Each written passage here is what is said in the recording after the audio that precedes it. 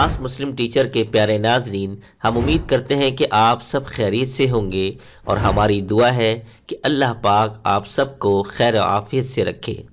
मुहतरम नाजरीन व सामईन, रमज़ान मुबारक बड़ा बाबरकत महीना है और उसके आखिरी अशरे में एक रात है कि जिसमें इबादत 1000 महीनों की इबादत से अफजल है। और इसके साथ ही यह तकदीर साज वाली रात भी है कि अल्लाह ताला इस रात तकदीरों का फैसला फरमाता है। अक्सर लोगों को जुस्तजू होती है कि हम शब कदर को कैसे तलाश करें कि वो हमें मिल जाए, तो उस हवाले से सोचा कि मुख्तलिफ अहादीस की रोशनी में आपको शब कदर की कुछ निशानियां बता दी जाएं। ये बात तो सभी जानते हैं कि शब कदर वो नेमत है कि जिसकी इबादत 1000 महीने की इबादत से अफजल है। और नबी करीम सल्लल्लाहु अलैहि वसल्लम ने फरमाया कि तुम लोग लैलतुल कदर को रमज़ानुल मुबारक के आखिरी अशरे की ताक रातों में तलाश करो। इसी तरह नबी अकरम सल्लल्लाहु अलैहि वसल्लम ने फरमाया कि जिस शख्स ने ईमान के साथ सवाब की नीयत से शब कदर में क़ियाम किया, यानी अल्लाह ताला की इबादत की, तो उसके पिछले गुनाह माफ़ कर दिए जाते हैं। अब यहाँ पर हम एक अहम बात नाजरीन को बताते चलें कि आखिर हम पर शब कदर को मख्फी क्यों किया गया और इसके पीछे क्या वजह थी। इस बारे में हमें एक हदीस मिलती है।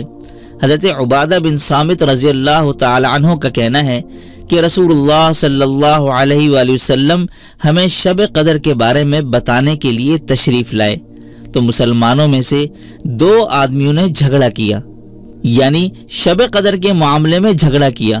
तो रसूलुल्लाह सल्लल्लाहु अलैहि वसल्लम ने इरशाद फरमाया, मैं इसलिए बाहर आया था कि तुम लोगों को शब कदर के बारे में बताऊं, लेकिन फलां और फलां ने झगड़ा किया तो शब कदर को उठा लिया गया और उम्मीद है कि उसका उठा लिया जाना तुम्हारे लिए खैर होगा।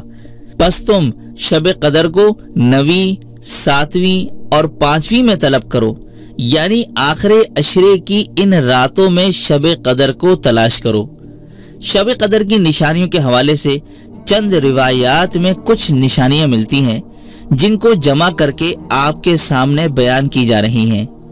पहली निशानी, उस रात की रोशनी कुछ अनोखी सी होती है, लेकिन उस रोशनी का आप शहर में अंदाजा नहीं कर सकते क्योंकि यहाँ लाइटिंग ही बहुत होती है। उस रोशनी का सही अंदाजा वो कर सकते हैं जो सहरा, वादी या देहात वगैरह में रहते हैं। ऐसी जगहों पर उस रात के नूर का अंदाजा किया जा सकता है। दूसरी निशानी, उस रात में एक अजीब सा कल्बी सुकून मिलेगा जो बकिया किसी रातों में महसूस नहीं होता। एक अजीब सी दिली खुशी और इत्मीनान महसूस होने लगेगा। और तीसरी निशानी, उस रात ना कोई आंधी आएगी और ना ही कोई जलजला आएगा, बल्कि पुरसुकून रात होगी। पुरसुकून माहौल हो जाता है, कोई तेज हवा भी नहीं होगी, बल्कि हल्की सी पुरसुकून और पुरसुरूर हवा होगी।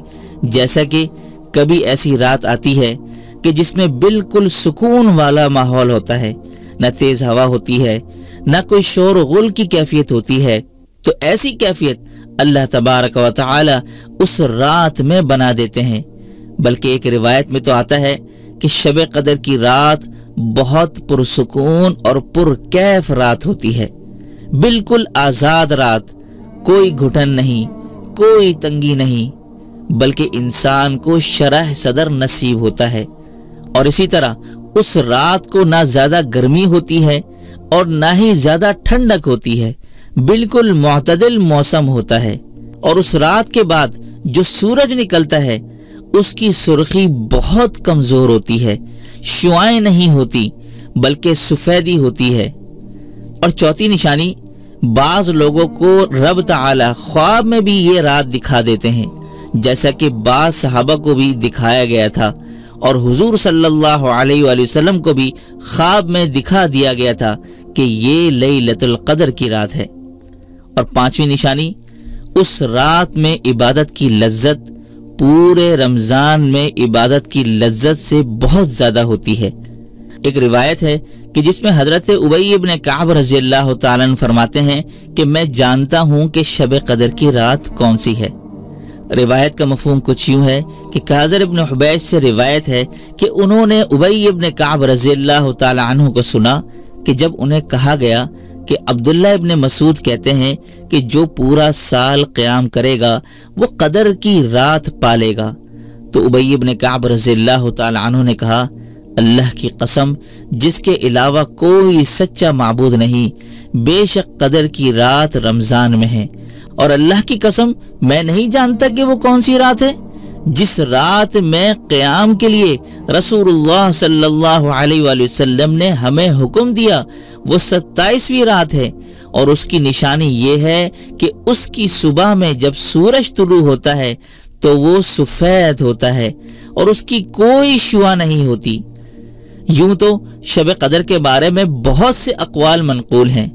امام ابن حجر عسقلانی رحمۃ اللہ علیہ نے فتح الباری میں علماء کے 46 اقوال نقل کیے ہیں، لیکن جو بات سب سے زیادہ درست معلوم ہوتی ہے وہ یہ ہے کہ 27ویں کی رات ہی شب قدر ہے۔ حضرت عائشہ رضی اللہ تعالی عنہا نے نبی اکرم صلی اللہ علیہ وآلہ وسلم سے پوچھا کہ اگر میں شب قدر پالوں تو کون سی دعا پڑھوں؟ نبی اکرم صلی اللہ علیہ وآلہ وسلم نے فرمایا اللہم انک عفو تحب العفو فاعف عنی۔ تو پیارے ناظرین، رمضان المبارک کے آخری عشرے میں نوافل، تلاوت قرآن، ذکر و دعا اور توبہ استغفار میں مشغول رہنا چاہیے۔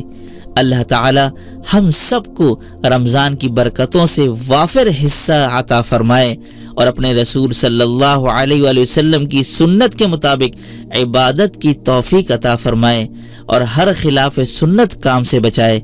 آمین ثم آمین، وآخر دعوانا ان الحمد للہ رب العالمین۔